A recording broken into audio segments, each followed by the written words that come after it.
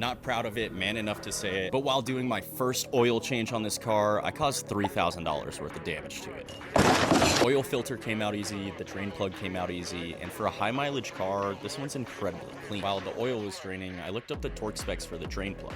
25 newton meters, basically hand tight and some. After hand tightening and some with a ratchet, I figured I would double check the torque spec with the only torque wrench that I have. This is a 1/4 inch torque wrench, and it's more commonly used for higher torque applications like lug nuts on your wheels. Basically, I think it was pretty much already at spec when I had tightened it with the ratchet, and then I put this big old torque wrench to double check it, and ended up just stripping it instead. As I laid there underneath my car, realizing what an expensive mistake I had just made, I remember thinking only just one thing.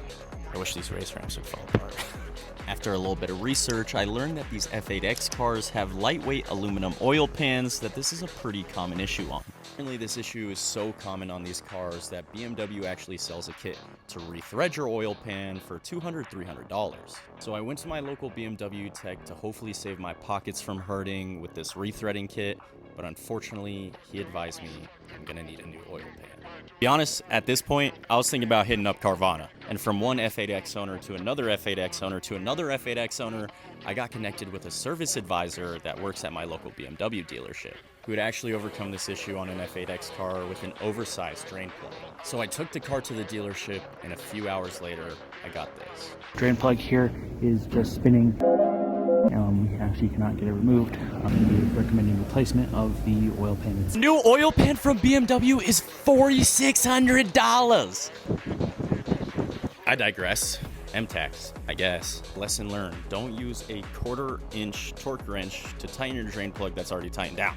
That leads us to here today, where the car's running, it's driving, but it's got a little bit of an oil leak.